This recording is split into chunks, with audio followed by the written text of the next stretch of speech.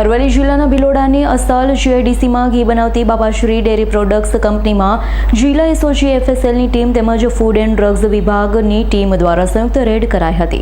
અરવલ્લી જિલ્લાના ભિલોડાની અસાલ જીઆઈડીસીમાં ઘી બનાવતી બાપાશ્રી ડેરી પ્રોડક્ટ્સ કંપનીમાં જિલ્લા એસઓજી એફએસએલ ટીમ તેમજ ફૂડ એન્ડ ડ્રગ્સ વિભાગની ટીમ દ્વારા સંયુક્ત રેડ કરાઈ હતી. સંયુક્ત તપાસ દરમિયાન food safety officer SK Prajapati દ્વારા બાપાશ્રી કંપનીમાંથી શંકાસ્પદ ઘીનો 200 ગ્રામનો 252 કિલોગ્રામ 500 ગ્રામના 348 કિલોગ્રામ 15 કિલો ડબ્બાનો 2037 કિલોગ્રામ અને ફૂડ સેફ્ટી ઓફિસર જેડી ઠાકોરે 200 ગ્રામના 381 કિલોગ્રામ 1 લીટરના 139 કિલોગ્રામ 15 કિલો ડબ્બાનો 282 કિલોગ્રામ બટર 4039 કિલોનો શંકાસ્પદ ઘીનો જથ્થો સીઝ કર્યો છે.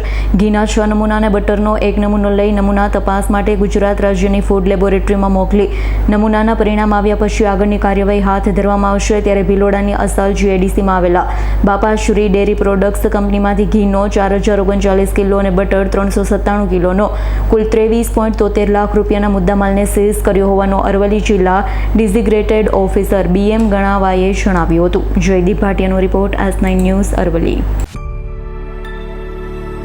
અમારી તમામ માહિતીથી અપડેટ રહેવા માટે જોડાયેલા રહો S9 ન્યૂઝ સાથે.